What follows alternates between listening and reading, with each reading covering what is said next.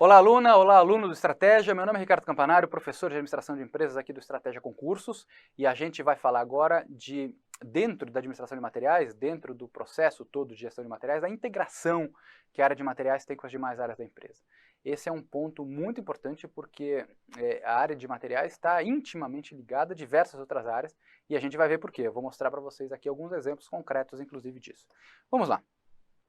A área de materiais interage o tempo todo, tá, com as mais variadas áreas da empresa. É necessário que esses esforços sejam altamente planejados e integrados. A gente falou em algum momento justamente dessa informação fluindo na cadeia o tempo todo e não tem como, né? Se você tem problema de estoque, você tem que avisar o gerente da fábrica que você não vai conseguir fornecer matéria-prima. O gerente da fábrica tem que avisar o marketing, o comercial, que não vai ter produto acabado para ser vendido, que por sua vez vai ter que avisar o cliente, que é o atacadista, que é o varejista, é o supermercado, que ele não vai ter produto para entregar. Né? E aí o varejista vai ter que se virar para falar com o consumidor que a gôndola vai ficar vazia, né? Ou ele vai ter que comprar de outro para substituir, que é geralmente o que ele faz para a gôndola não ficar vazia e não perder a venda, né? Mas veja só, essa interação, eu já dei um exemplo aqui da cadeia, muito claro, para mostrar para vocês como funciona, tá? E veja só, as interações são muito evidentes, né? O setor de produção é o exemplo mais óbvio, né? É diretamente influenciado pela área de material. Se você tem falha na compra de suprimento, ou especialmente na disponibilização do material, a produção para. E parar a produção é o que de pior pode acontecer para um gestor de material. Parar por culpa dele, né? Você pode parar por outras razões. A administração de patrimônio, por exemplo, às vezes tem brigas homéricas com a área de produção porque tem que parar para fazer manutenção. A máquina está funcionando, mas tem que parar para fazer uma manutenção preventiva, etc. Brigas, na prática, já vi várias, não é simples. Mas aqui é outra briga. Aqui é a briga, e aí eu defendo o gerente da fábrica. Porque o gestor de material ele tem que fornecer o produto o tempo todo. Né? Não tem como o gestor de material falar, mas não tem. Dormi no ponto aqui, não comprei como deveria ter comprado. Mas você sabia qual era a demanda. Você sabe quais são seus fornecedores. Você sabe que o fulano tem problema de entrega. Como é que você não vai se precaver? Como é que você não tinha um estoque de segurança? Tem as mais variadas razões, as mais variadas justificativas. Mas a ligação é muito grande entre material e produção. Né? Não tem material para a produção. E aí você vai ter que se explicar. Agora, com outras áreas, tem ligação? Total. Área de vendas, a gente já falou várias vezes ao longo da nossa conversa. A área de vendas, imagina só se a área de vendas fecha um grande contrato com um varejista, por exemplo, um grande supermercado, e você foi lá e vendeu, você fez uma venda fenomenal, aliás, a empresa está esperando isso de você, né? O financeiro está dando todo o subsídio para que você venda, porque aquele produto tem uma margem alta, vai ser boa para a empresa, vai gerar uma baita lucratividade, vai te dar um bônus, uma remuneração variável sensacional. Você foi lá e fechou um baita contrato com o supermercado.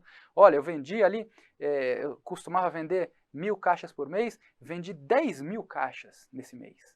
Antecipei as vendas do ano todo e, quer saber, o cara vai me pagar adiantado porque ele quer ter tudo lá já, para não correr risco de quando chegar o momento de vendas ele não ter. Aí você vira para trás e fala, ó gente, 10.000, você avisa a fábrica, e a fábrica vira e o gestor de material fala, mas não dá. O fornecedor que fornecia isso, fechou, e eu não tenho outro nesse momento. Pode acontecer. E o gestor de materiais não sabia dessa venda de 10.000.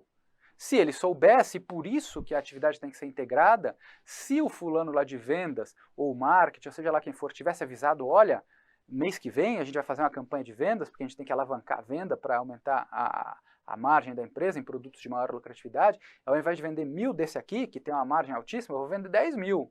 Para isso eu vou dar um baita desconto lá no varejista, para ele comprar 10.000 ao invés de comprar os 1.000 que ele compra sempre. Só que eu tenho que avisar aqui atrás. Se eu não aviso o gestor de materiais, como é que ele vai comprar o produto? Ainda mais nesse caso que o fornecedor fechou e não tem outro. Só tinha esse. Eu agora vou ter que buscar um outro, sabe-se lá onde. E aí? O venda já fechou, o contrato está assinado, tem que entregar. O que vai ter? Provavelmente multa. Vai ter multa no contrato lá porque você não entregou. E imagina a sua cara e a relação que você tinha com o fornecedor, como é que vai ser a próxima vez que o vendedor for sentar com ele para falar sobre isso. Ele vai falar, ué, mas você costuma não me entregar, da última vez você me deu cano, está pagando multa até hoje, como é que você vai me prometer isso agora? Então veja o impacto que tem. Né? Mas é direta a relação também. Né? Então às vezes você pensa, não, é só com a fábrica, mas é com a cadeia inteira. Marketing é a mesma coisa, e assim vai. Esse fluxo de informação, ele tem que estar funcionando o tempo todo. Veja, eu trouxe aqui no slide o setor financeiro. Fala, mas com financeiro, que relação que pode ter com financeiro?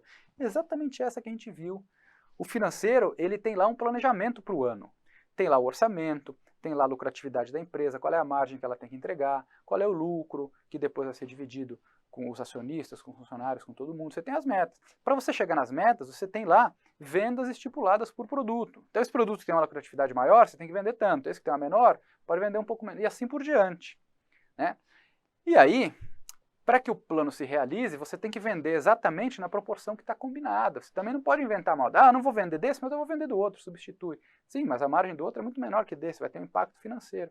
Então, outra coisa importante, na hora que você for gerar os dados do ano que vem, planejamento financeiro, o próprio orçamento e o planejamento, você tem que sentar com todo mundo, inclusive com o gestor de material, para saber se é possível.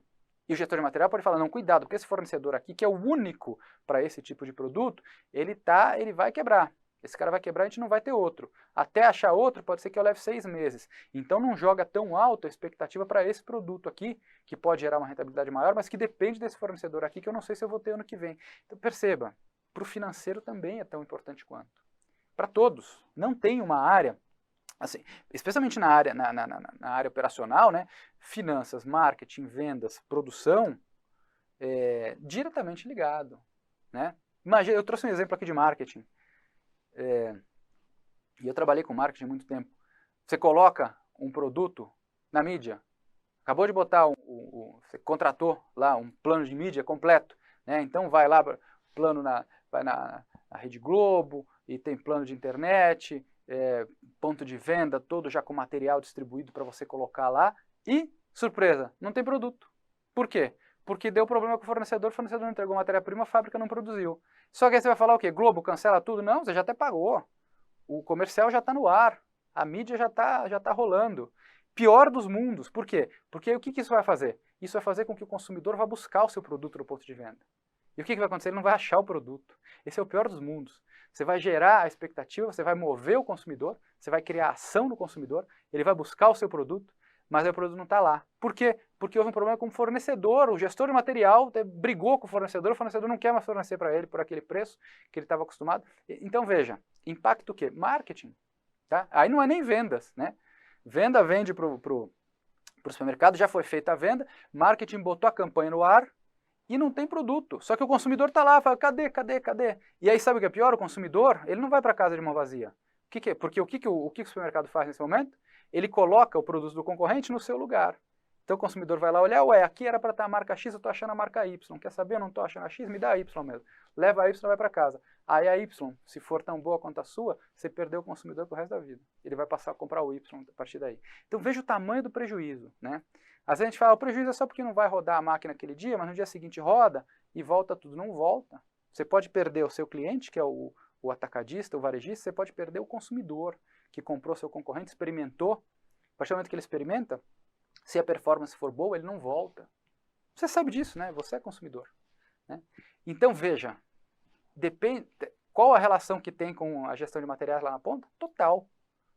Essa integração é total. Portanto, veja só, não há como considerar a área de material de forma isolada. Né? Ela está diretamente ligada ao comercial, ao financeiro, à área de produção, obviamente, ao marketing, a tudo. Né? Está diretamente ligada a isso tudo. E, mais uma vez, a importância da informação fluir ao longo de toda a cadeia. Tá? A informação tem que ir e vir o tempo todo. Tá certo? Estratégias de materiais, gente. Isso daqui é um ponto importante, aí já é mais específico, a gente está mudando um pouco de tema aqui. Você tem 2 grandes estratégias de materiais. Tá? Isso daqui depois vai se espalhar para compras especificamente, mas vamos ver de modo genérico. Você tem 2 e eu vou ler com você aqui no slide, porque isso aqui cai especificamente do jeito que está aqui, então agora deixa de ser uma conversa mais conceitual e passa a ser mais objetiva. Em relação a como a área de materiais se posiciona dentro da organização, ela pode ser centralizada, ou pode ser espalhada pelos setores todos, que é justamente o formato descentralizado. Tá? Qual é o ganho? Então, são esses 2 tipos, e vai cair questãozinha para você em relação à centralização e descentralização.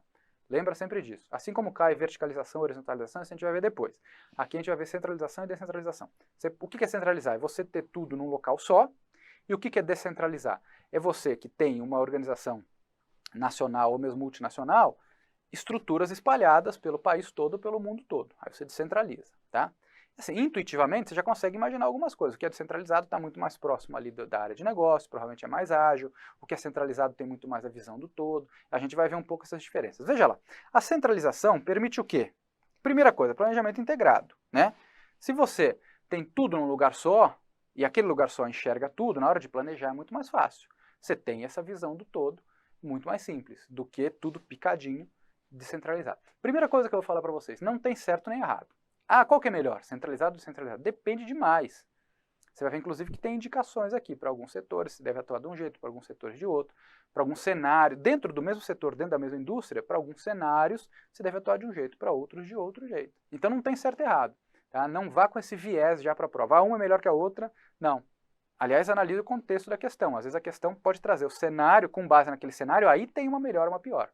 E você vai saber como que é que você vai fazer essa análise. Tá? A centralização, obviamente, tem um planejamento mais integrado, tá? Traz economia de escala. Essa é a principal diferença, é a mais cobrada em prova. O que é economia de escala? Se você centraliza, pensa em compras. Você centraliza as compras num local só.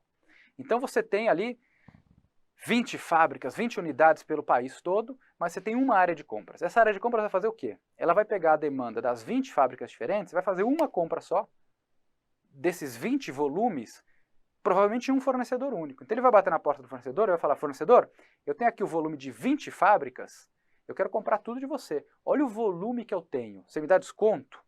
O fornecedor vai regalar um olho desse tamanho e falar, jura, você quer comprar de mim? Claro que eu te dou desconto. Claro, olha o volume que você está comprando. Para mim é uma ótima negociação. Ao invés de cobrar X, eu vou cobrar 70% de X só, vou te dar 30% de desconto se você levar esse volume todo. Então você consegue, é a chamada economia de escala. Você consegue, sobretudo do ponto de vista de compra, tem outras economias de escala também, mas a de compra é a mais cobrada. Tá? Você consegue comprar tudo junto e você ganha grandes descontos. Se você é descentralizado, cada uma dessas 20 unidades, primeiro, vai bater na porta de um fornecedor diferente, provavelmente, um fornecedor local, e vai falar, fulano, ao invés de eu comprar 20 como o centralizado comprava, eu vou comprar 20, eu vou comprar 1, porque eu só preciso de 1. Você me dá desconto? Ele vai falar, não vou te dar desconto, você vai comprar só isso, essa quer, não quer, paciência. O fornecedor não está muito preocupado em perder você. Agora, se você junta tudo e bate na porta dele, imagina o medo que ele tem de perder você e de você comprar no concorrente dele. Né? Então, obviamente, ele vai te dar mais flexibilidade. Desconto é o resumo. Né? Assim, o desconto pode se dar em juros menores, em prazos maiores, em prazos de entrega menores, né? Prazos de pagamento maiores, prazos de entrega menores, desconto mesmo no valor, né? Bonificação em produto. Né? Então, você quer 20? Beleza, você vai pagar os 20, mas eu vou te dar 22. Eu te dou 2 a mais. Tá? Tem uma série de tipos de negociação, tá? Mas a economia de escala, isso você precisa entender. Juntou tudo, você ganha força para negociar. Tá?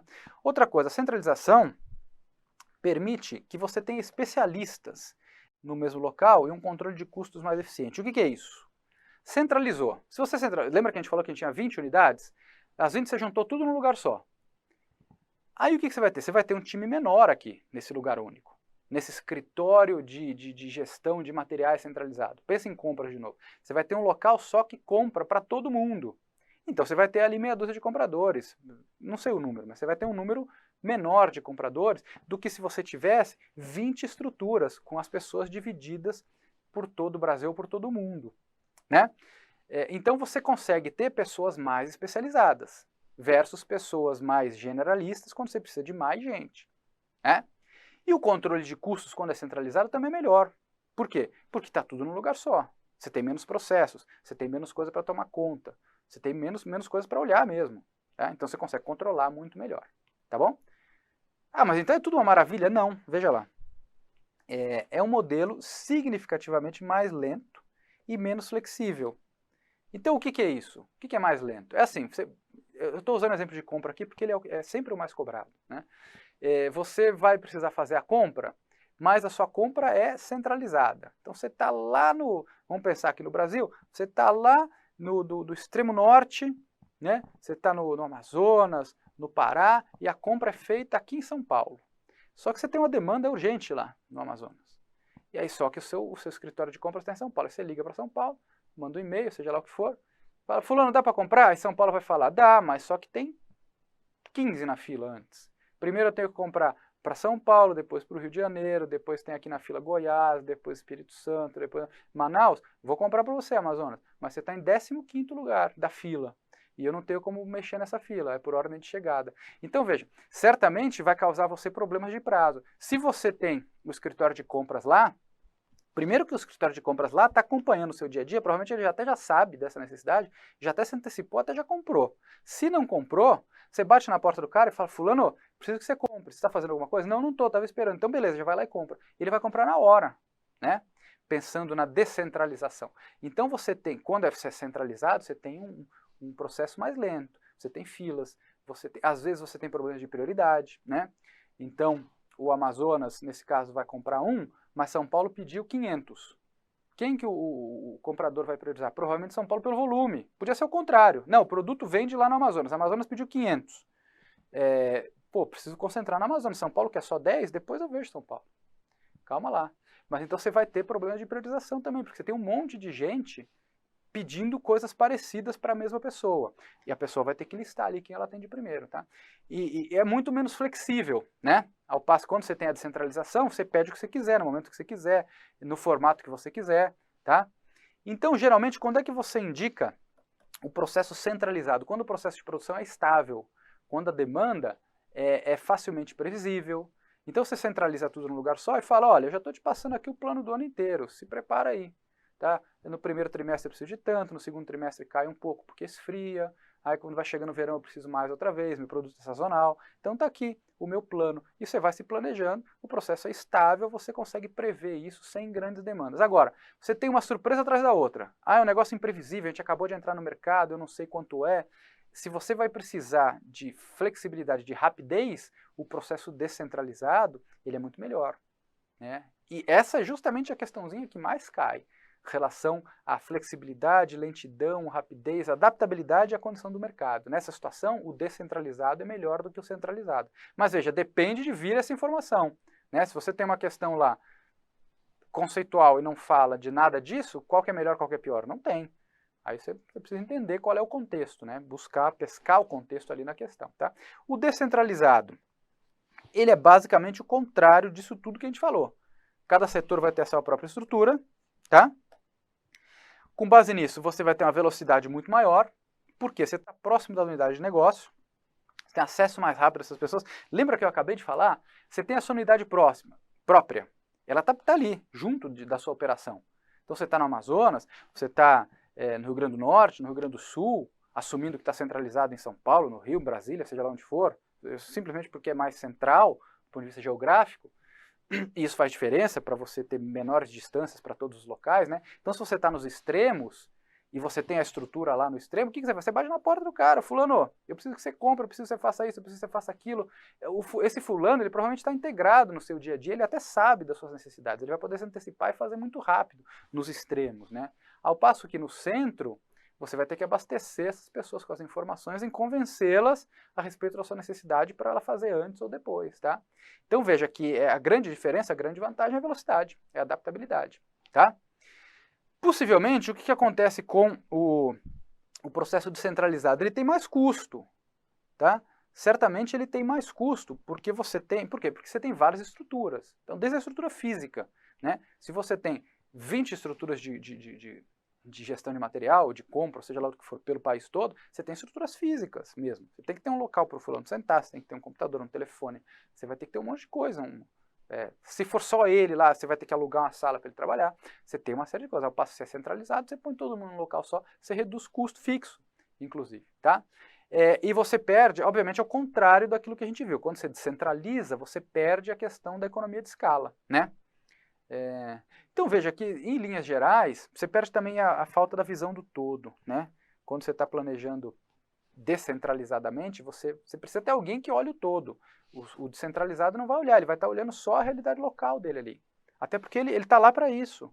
Não é função dele olhar o todo. Então veja, em linhas gerais, qual que é o ganho da descentralização? Rapidez. Rapidez e flexibilidade.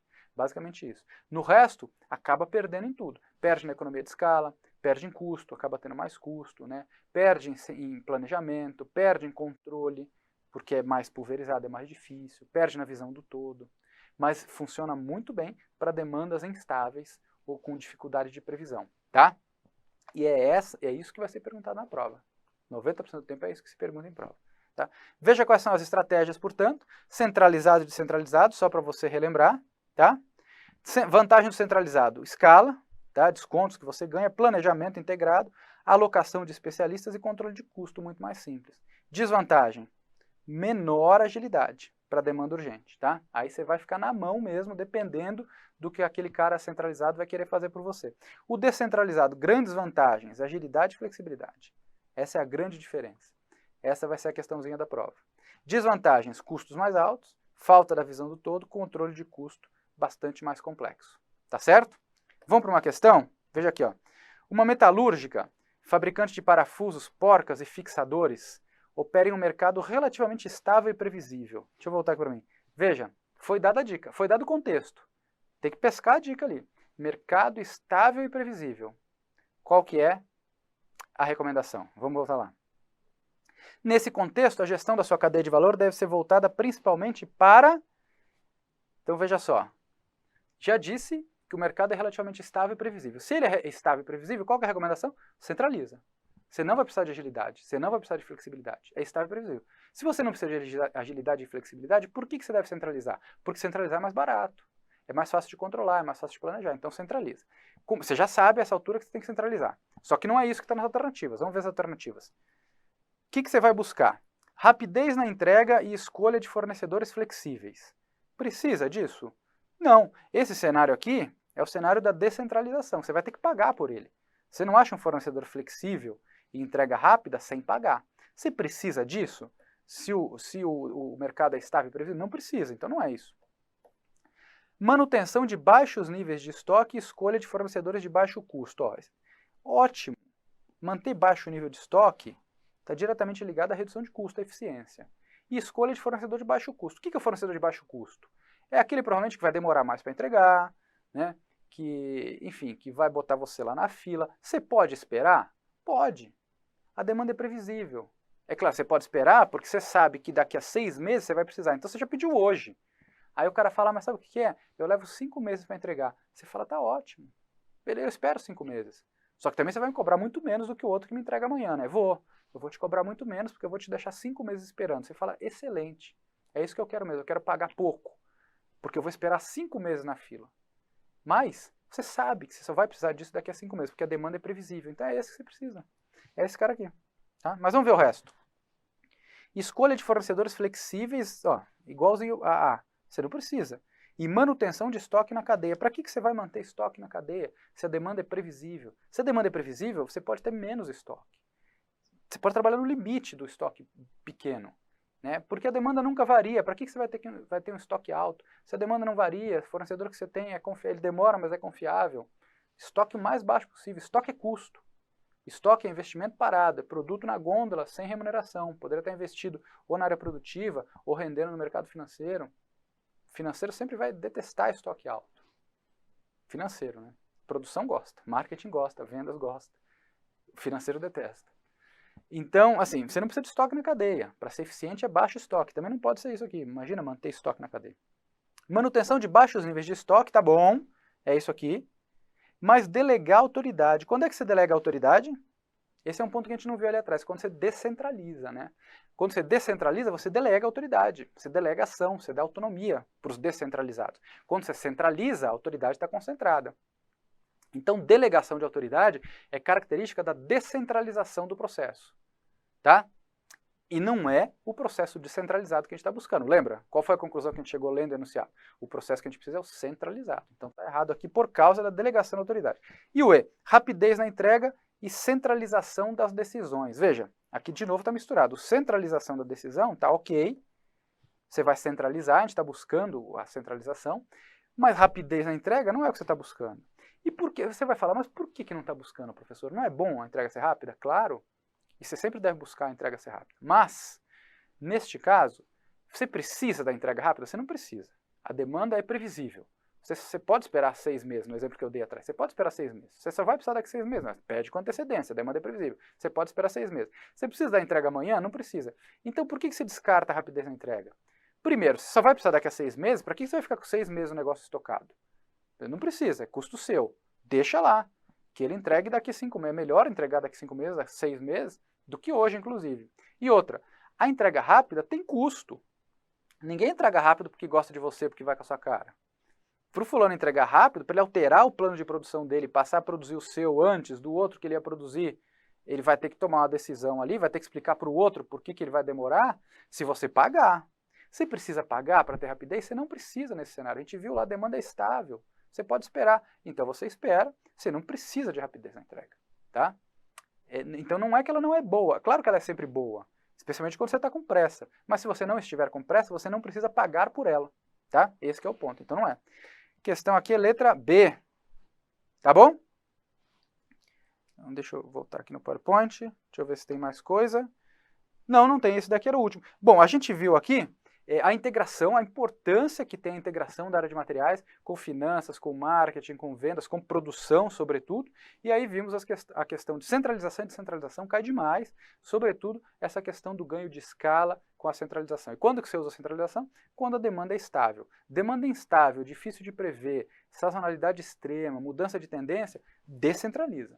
Aí você descentraliza, ganha agilidade, flexibilidade, você vai pagar por isso, mas é fundamental você ter para a saúde e para a própria lucratividade do seu negócio. Vale a pena o custo-benefício de pagar um pouco a mais para você conseguir atender o seu mercado consumidor. Tá bom?